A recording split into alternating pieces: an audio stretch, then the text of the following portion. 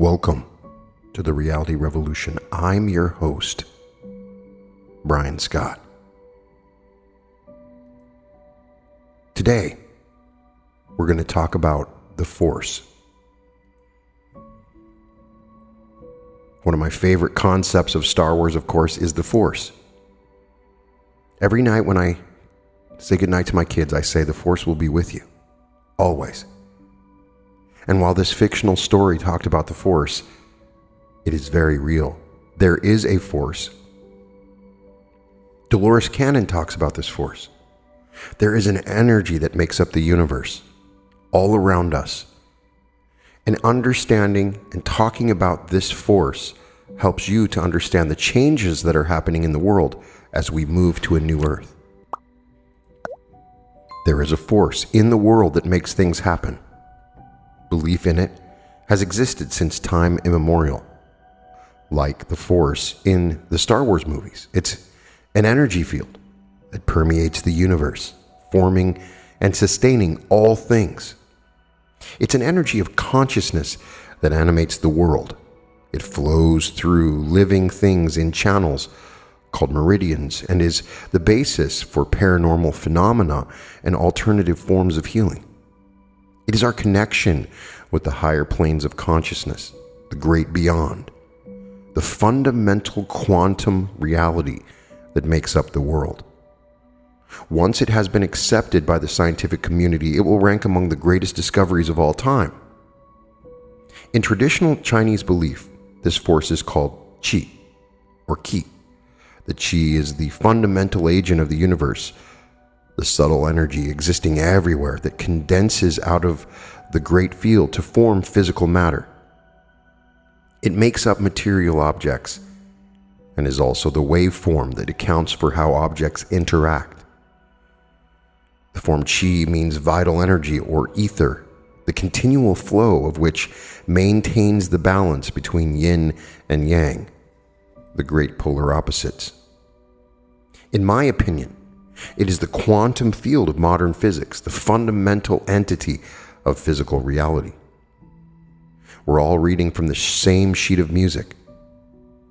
In the Tao of Physics, Fritjof Capra quotes one of the greatest Taoist scholars of antiquity, Chang Sai, describing it like this: when the qi condenses, its visibility becomes apparent so that there are then the shapes of individual things. When it disperses, its visibility is no longer apparent and there are no shapes. At the time of its condensation, can one say otherwise than that this is but temporary? But at the time of its dispersing, can one hastily say that it is then non-existent? The great void cannot but consist of qi. This qi cannot but condense to form all things, and these things cannot but become dispersed so as to form the great void. Capra compared that description to the following statement by physicist Hermann Weyl. According to the field theory of matter, a material particle such as an electron is merely a small domain of the electrical field within which the field strength assumes enormously high values, indicating that a comparatively huge field energy is concentrated in a very small place.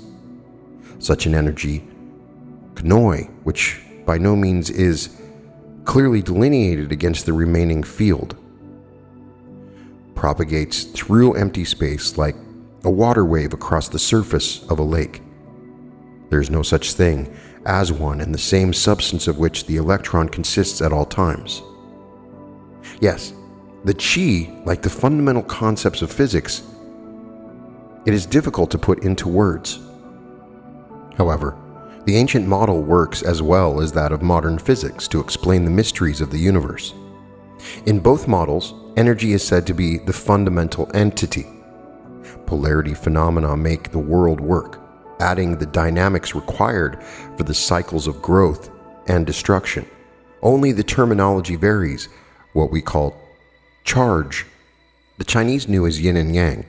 The ancients were also fully aware of the observer effect spoken of in the Copenhagen interpretation of quantum mechanics.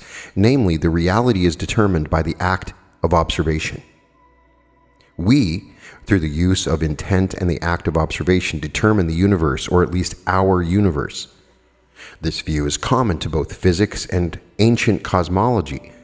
In fact, I can see little difference between the idea of the great void and dark matter, between chi and quantum fields, between the illusions of Maya in Hinduism and the Copenhagen interpretation of quantum mechanics. Yet, depending upon with whom you talk, one is considered absolute state-of-the-art science and the other ignorant superstition or myth.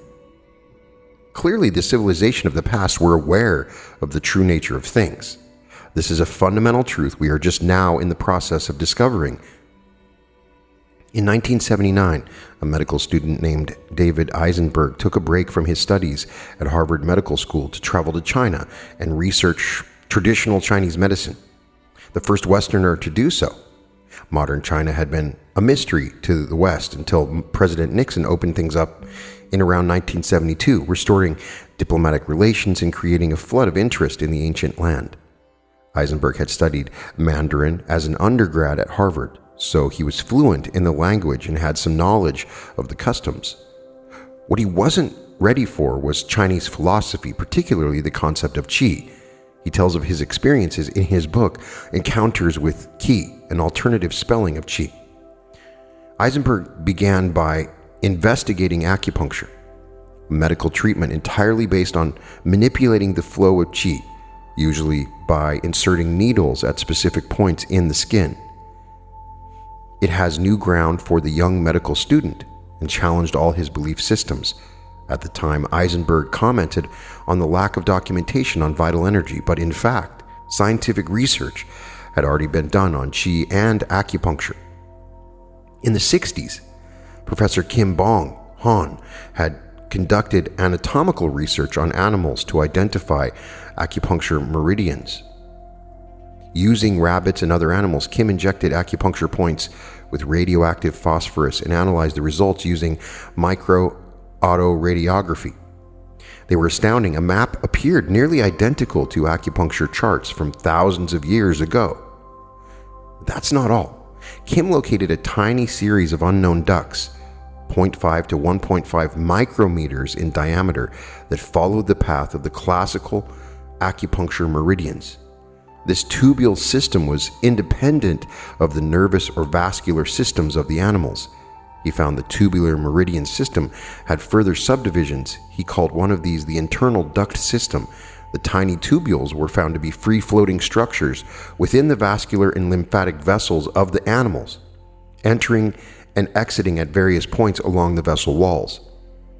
The second series of ducts was found along the surfaces of the internal organs. This network was called the intra-external duct system. A third network ran along the outside of the blood and lymph vessels. Eventually, Kim found two more duct networks, one in the superficial layers of the skin and one following the nervous system. Eventually, all 5 duct systems were found to connect, forming a continuous network throughout the major structures of the body. The minute terminal ends of the system were found to do something almost unbelievable. They terminated in individual cell nuclei. The discovery of this degree of interconnection in living things was unprecedented. Kim wondered what would happen if a tubule were cut. He did just that, severing the liver meridian in a frog. In a very short time, microscopic degeneration could be seen. By 3 days, widespread vascular degeneration had occurred. The experiment was repeated with the same results each time.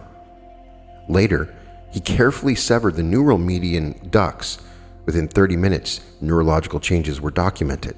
Nerve function was grossly affected, with reflex time slowed by 500%, a condition that remained largely unchanged even after 48 hours. Later embryological studies showed the meridian system was formed during the first 15 hours of fetal development, well before any other organ system. Kim Bong Han's conclusion was that the acupuncture meridian system is the most fundamental structure in living things. If much of acupuncture was mysterious to the young David Eisenberg, at least involved physical needles. Imagine his astonishment when he encountered the Qigong masters whose only instrument is their hands. Qigong is an ancient Chinese practice for manipulating vital energy that is thousands of years old, predating other forms of martial arts. It is largely a rejuvenatory health practice of slow, precise movements and special breathing techniques, very much like Tai Chi. Although Qigong has been known for at least 3,000 years and was practiced by all the noted Chinese sages, including Confucius and Lao Tzu, true scientific studies of it have only been conducted by the Chinese since 1978. Banished for a time in modern communist China, Qigong has recently made a comeback, and the Chinese are quite excited about it. They have conducted a great deal of research in this area in recent years, and if the Western world will listen, significant knowledge might be added to the realm of human potential. Highly trained Qigong masters can do some pretty amazing things, as Dr. Eisenberg saw for himself during his 2 trips to China. He says in the book, Qigong means the manipulation of vital energy, and the term refers to an ancient practice crucial in the development of Chinese medicine. The masters of this practice, originally Taoist or Buddhist monks, are said to manipulate qi within their bodies through special breathing exercises, physical training, and intense concentration. Qigong masters claim to control their qi absolutely, directing it through any portion of their body at will in order to perform seemingly superhuman feats. Eisenberg was impressed by these demonstrations. The feats were those often displayed in martial arts movies, but what he saw was for real. Even the aged masters were capable of amazing things like breaking thick, unsupported stones with a bare fist. He also saw experiments that demonstrated Qigong masters projecting energy from their hands that registered on a standard oscilloscope. On numerous occasions, he personally witnessed masters using psychokinesis, moving objects around or causing suspended items to move. When asked how they did it, the master smiled graciously and uttered a single word, qi. So scientifically, the kind of qi to which the masters were referring has become known as external qi, meaning the ability to project energy from the body. We've discussed this many times on the podcast, including projecting it from your hands and a variety of other ways of projecting and manipulating energy. Internal qi, on the other hand, is the energy that circulates within the body and is vital to life. All of us have that, as do animals and plants. However, external qi, the ability to project the same energy outward, is something only a small percentage of practitioners can do. In July 1983, Eisenberg returned to China along with Herbert Benson, MD, director of the Division of Behavioral Medicine at Harvard Medical School. Benson was considered an expert on meditation. He had developed his own version that he called relaxation response, which had been shown to be effective in treating hypertension. The first surprise for Benson was that researchers in Shanghai had conducted research along much of the same lines using Qigong successfully to treat hypertension. After a tour of the facility and a discussion of some of the research involving Qigong, the American doctors visited Western-trained scientists at the Department of Acupuncture Research at the Shanghai Medical College. These scientists had seen for themselves the effectiveness of acupuncture. But when Benson and Eisenberg asked their opinions of Qigong practitioners and external qi, they remarked, "We are physiologists trained in physiology, so we do not believe in the emission of external qi. It makes no sense to us on the basis of Western medical science." Eisenberg noted these physiologists shared the biases of their American counterparts. At the same medical college, the 2 doctors were presented with startling results from the ophthalmology clinic. 80 children had been chosen at random, precisely examined, and divided into 4 groups. All were myopic or nearsighted. The first group received no treatment, the second placebo eye drops. The third group was instructed in Qigong techniques to practice themselves, and the last group was treated by a Qigong master.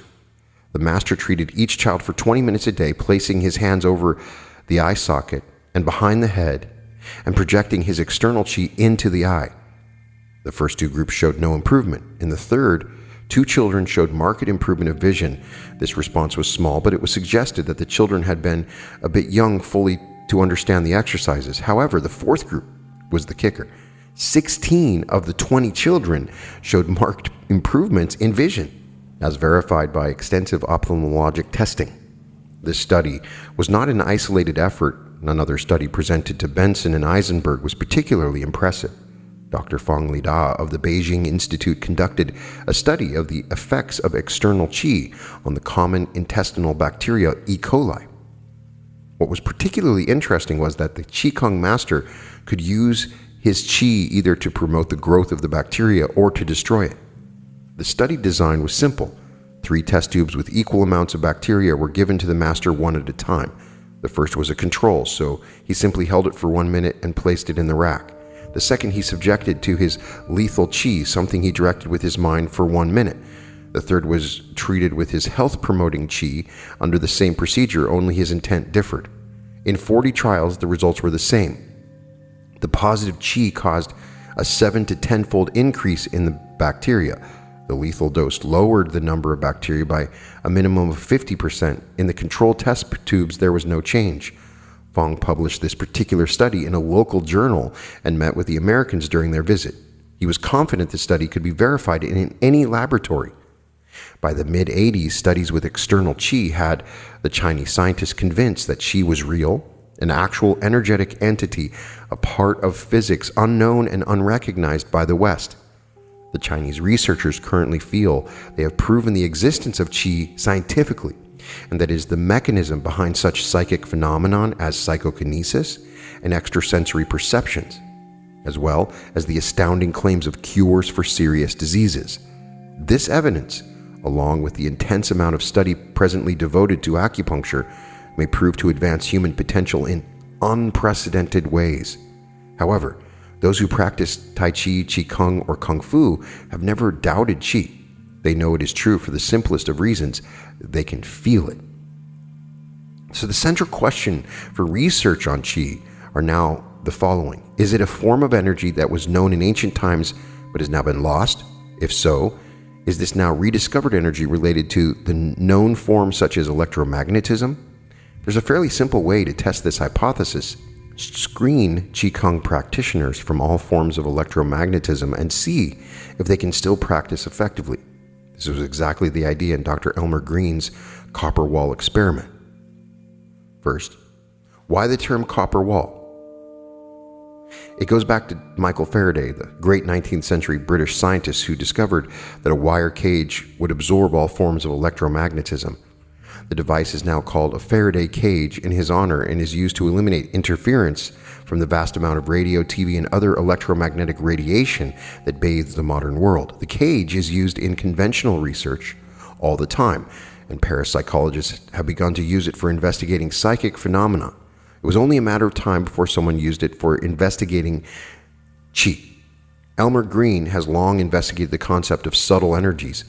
In 1990, he and his team at the Menninger Foundation in Topeka, Kansas, designed a novel experiment to test the energies of Qigong masters and psychic healers. To eliminate possible contamination by outside electrical and electromagnetic energies, the experiments were done in a giant Faraday cage, one made of solid sheets of copper rather than just wire. Measuring devices were placed in the 4 copper walls, in the aluminum outer coverings, and on the bodies of the test subjects. Both healers and patients insulated themselves from the copper surroundings by standing on glass blocks. Data were analyzed by computer, polygraph, and electroencephalograph monitors. Test runs were performed on the emissions of external qi and on the energy of psychic healers, clairvoyants, and other psychic subjects. Although clairvoyance could function in the isolated environment, so electrical effects were noted. However, large voltage surges were recorded consistently in both the Qigong masters and the healers. Repeated tests showed something strange. The healers and Qigong practitioners were consistently able to generate electrical type surges that were more than 1,000 times that of the normal galvanic skin potential of the body, all while effectively isolated from all outside energies. One particular healer, a 30-minute session, registered 15 separate surges, some that were astoundingly large, 10 to the 5th times that of ordinary electrical voltages in the human body. It should come as no surprise that they were centered at the Tantian, the area just below the navel known since ancient times as the center of subtle energy in the human body. The only rational conclusion was that these enormous energy measurements were being generated by the test subjects. Green wrote up his findings in a paper, Anomalous Electrostatic Phenomenon in Exceptional Subjects, and it was published in the journal Subtle Energies, the official publication of the International Society for the Study of Subtle Energies and Energy Medicine. The Chinese may be convinced of the scientific basis for paranormal phenomenon and psychic energy, and Dr. Green and many others are making inroads in the West. But the real problem for further advancement stops at the gate of the recognized scientific establishment. Although many of the researchers interested in paranormal phenomena are members of the club, you don't shake up things with papers and subtle energies. You need a publication in a high-impact journal like Nature for people to sit up and take notice. A lot more study is needed, but things are moving in the right direction. For example, a surprising series of articles appeared in the January 1999 issue of Scientific American, that bastion of lay science. The articles posit the existence of a new form of energy, one that sounds very familiar. The new energy is implied by one part of the general theory of relativity, but the great Einstein would be surprised by its new usage. Although Einstein's general theory of relativity predicted an expanding universe, he was never comfortable with the idea. To bring things back to the static state that seemed right to him, he added his famous cosmological constant, representing an unknown constant form of energy with repulsive gravitation and independence from time or position in space. By adding this fudge factor, Einstein could get his equations to match what he thought was correct, that the universe is static. Within a couple of decades, however, scientists knew for sure that the universe is indeed expanding and at a rapid rate. Light from distant galaxies shows this to be true. It's all a cosmic balance between the collective gravitation from the mass in the universe and the outward movement of everything from the Big Bang. However, the amount of mass available to stop the external expansion seems to be inadequate for the job, and recent cosmologists have found something even more startling. The expansion of the universe seems to be speeding up. This shouldn't happen with ordinary gravitation as we understand it, but it is. There appears to be a great repulsive force in the world, as well as the attractive one we know as gravity. In this Scientific American article, Surveying Space-Time with Supernova, the authors propose a new type of energy to explain this unexpected phenomena. The lead-in to the article reads as follows: exploding stars seen across immense distances show that the cosmic expansion may be accelerating, a sign that the universe may be driven apart by an exotic new form of energy. The authors comment, a universe composed only of normal matter cannot grow in this fashion because gravity is always attractive. Yet according to Einstein's theory, the expansion can speed up if an exotic form of energy fills empty space everywhere. This strange vacuum energy is embodied in Einstein's equation as the so-called cosmological constant. Unlike the ordinary forms of mass and energy, the vacuum energy adds gravity that is repulsive and can drive the universe apart at ever-increasing speeds. Evidence for a strange form of energy imparting a repulsive gravitational force is the most interesting result we have hoped for, yet it is so astonishing that we and others remain suitably skeptical. In a companion article, Cosmological Anti-Gravity, Lawrence M. Krauss writes, the long-derided cosmological constant, a contrivance of Albert Einstein's that represents a bizarre form of energy inherent in space itself, is one of two contenders for explaining changes in the expansion rate of the universe. The author goes on to add, but Einstein's cosmological terms is distinct. The energy associated with it does not depend on position or time, hence the name cosmological constant. The force caused by the constant operates even in the complete absence of matter or radiation. Therefore, its source must be curious energy that resides in empty space. The cosmological constant, like the ether, endows the void with an almost metaphysical aura. Like it or not, empty space is not empty after all. Ironically, Einstein was always embarrassed by his cosmological constant and felt in later years it was his greatest mistake. Anti-gravity? Repulsive gravitation? Isn't this the stuff of science fiction? Initially, he introduced the energy to balance his equations and show that the universe was in a steady state. Later observations demonstrated the accelerating universe. Einstein was disappointed. Perhaps he would be reassured to see how the qualities of his infamous cosmological constant are now being used to explain how the expansion of our universe can actually be accelerating, something not possible with the energies of the Big Bang alone. The great Einstein may have been correct about the existence of a vacuum energy that fills all space, but wrong about its effects. Rather than creating a steady-state universe, Einstein's vacuum energy may well be what is accelerating an incredible expansion, a bizarre form of energy that fills empty space, one with an almost metaphysical aura. Doesn't that sound familiar? It's simple, really. The closer we look at the true underlying nature of the world, the more it sounds like the teachings of the ancients from thousands of years ago. The ancient concept of chi may soon prove to be a cornerstone of modern science. Einstein found equations that expressed a world that looks pretty strange to most of us. William Tiller has found a way of looking at Einstein's world that show us a mathematical way into a still stranger realm, the higher dimensions of human consciousness. Tiller has been a professor in the Department of Materials Science and Engineering at Stanford University since 1964. For some years, he was also head of the department.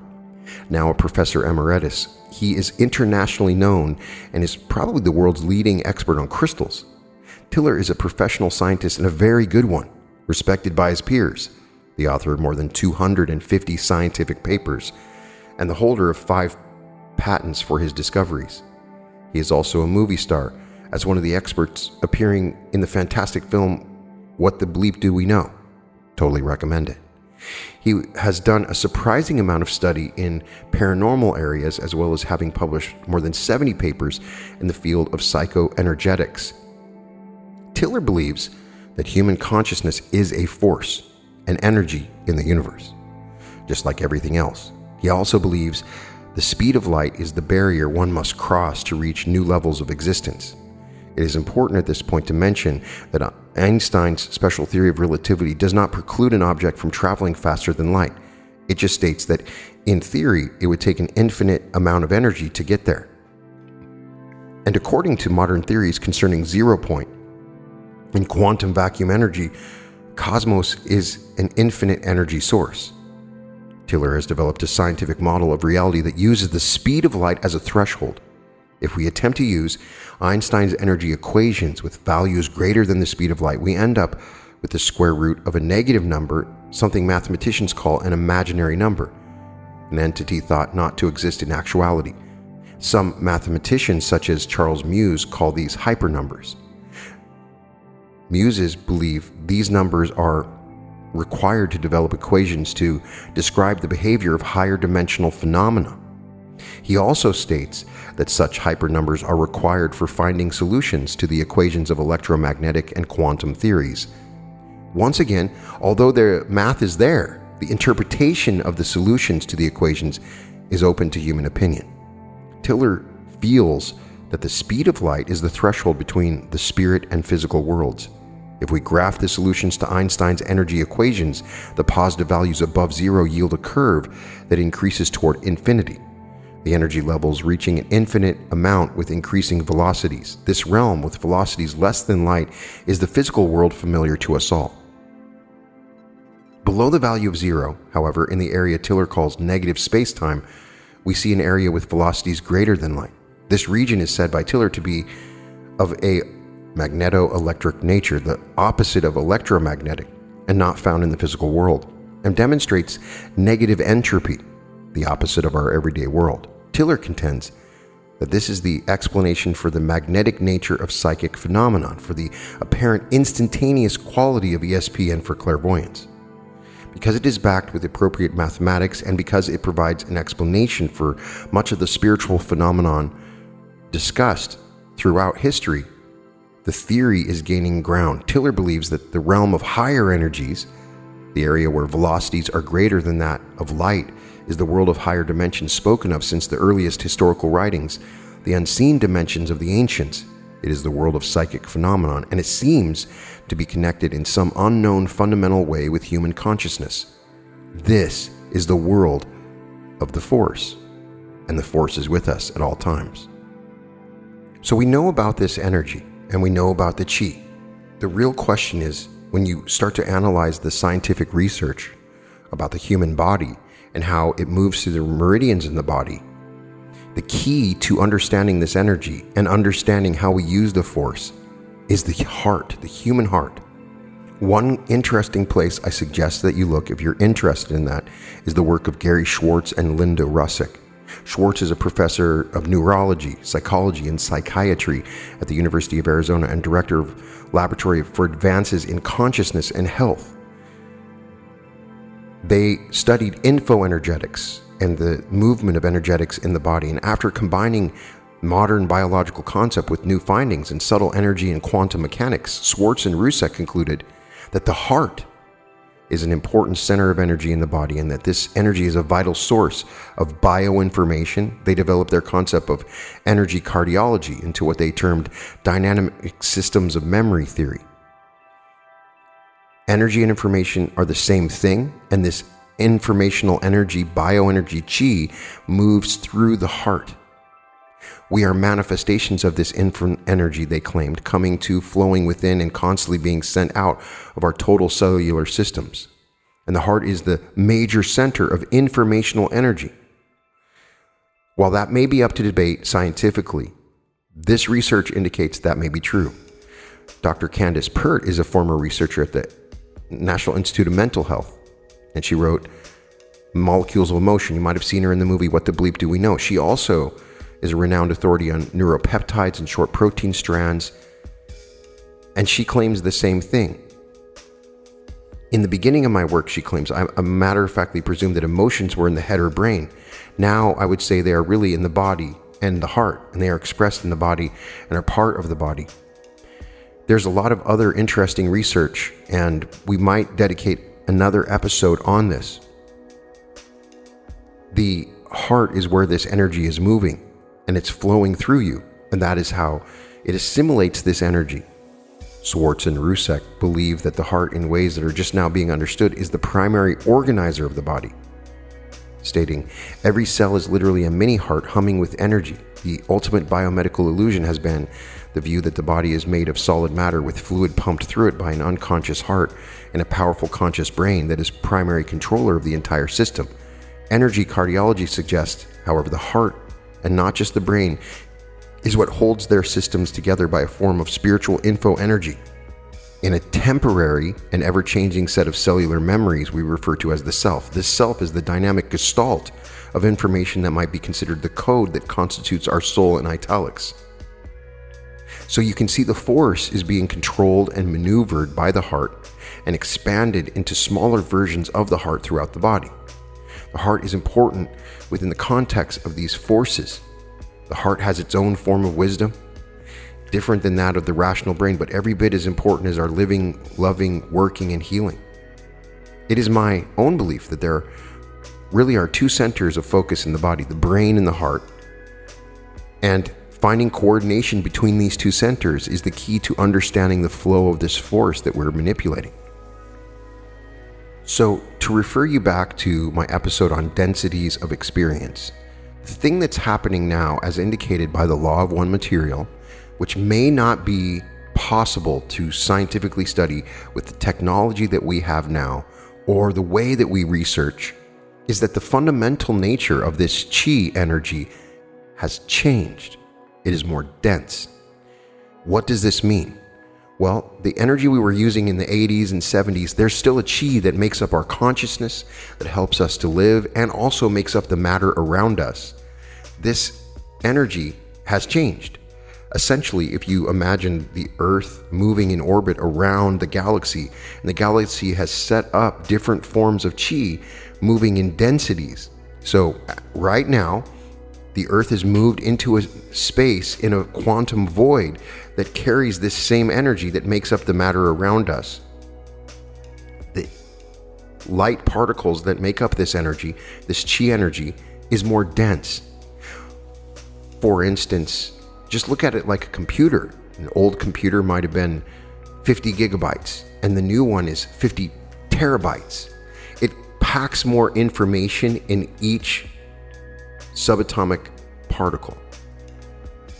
Now, there's still the old energy that's available, but this new energy is a potential, and slowly over time, it is taking over the matter around us, and in particular, it's coming through the heart and the brain. And so what happens is we have greater amounts of understanding and knowledge, and slowly, because it packs more information, it removes the veil of consciousness between the subconscious and conscious mind, and it changes our conscious state. This is happening all around us. This new energy particle is more dense, and we are moving into a fourth density environment. You may not believe it, but you can see proof of it in the world around us, in the way that people are acting, and in the way that your thoughts become things faster around you. Your thoughts are interacting with this chi, as we can see from scientific research. This chi is different.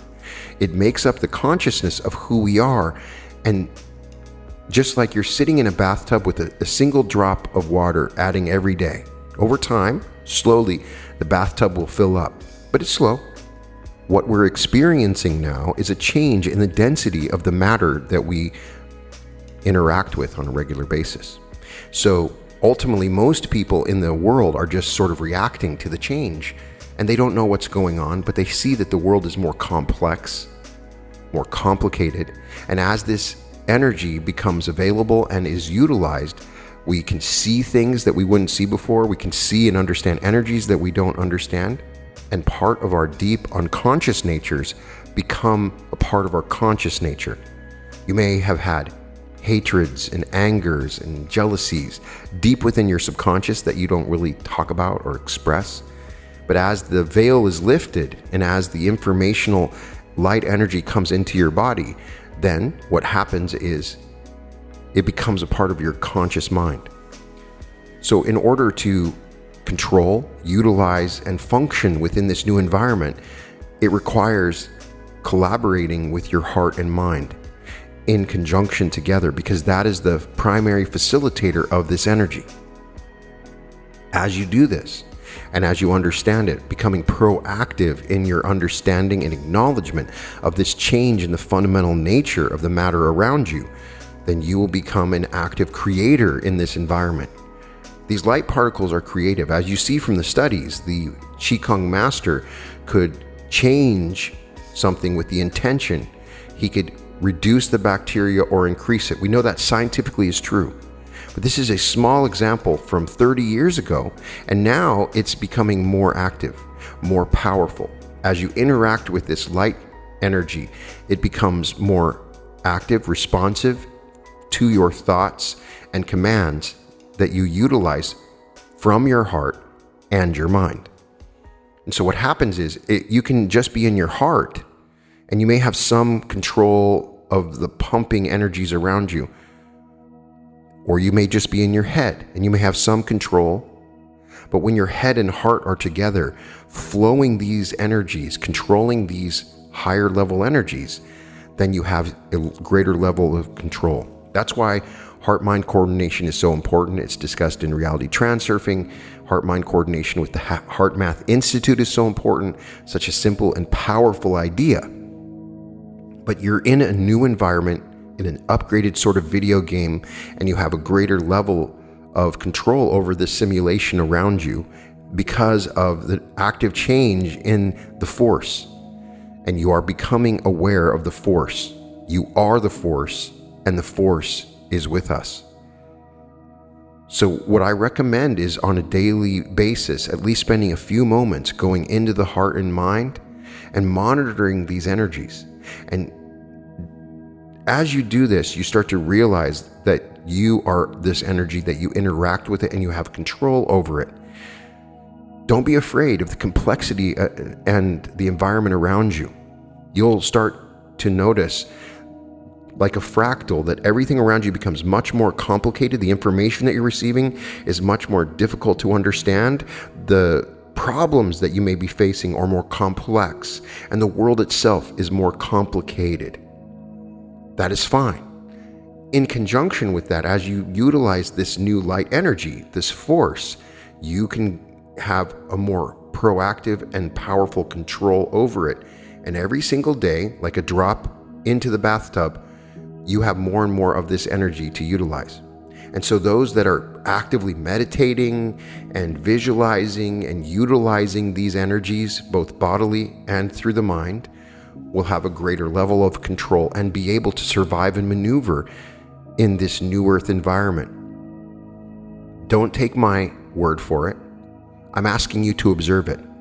Notice the changes that are happening over time. Notice the changes that have already happened in the world over time. And you'll see a greater understanding of this. Now, part of the nature of this is that the earth heats up because our consciousness is heating up.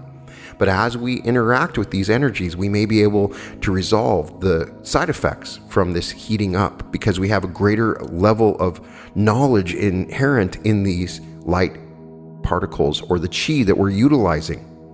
So I'm saying it's important. Now, I recommend that you read my book, The Reality Revolution, The Mind-Blowing Movement to Hack Your Reality. I have a set of exercises that you can do to flow the chi in your body. There are a variety of exercises. Learn Tai Chi or Qi Gong, and you can find some amazing exercises that you can use. But don't forget about this on a regular basis, even for a couple of minutes every day. Flow the chi in your body. Get active with it and feel it in your body. It's important. It's important to coordinate your mind and your heart together so that you can, once you're actively utilizing these chi energies, that you're utilizing them on a regular basis.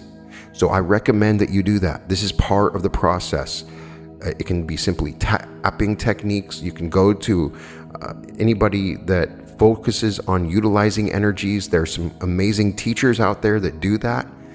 Each of the energy meridians in your body and the chakras in your body will utilize these energies.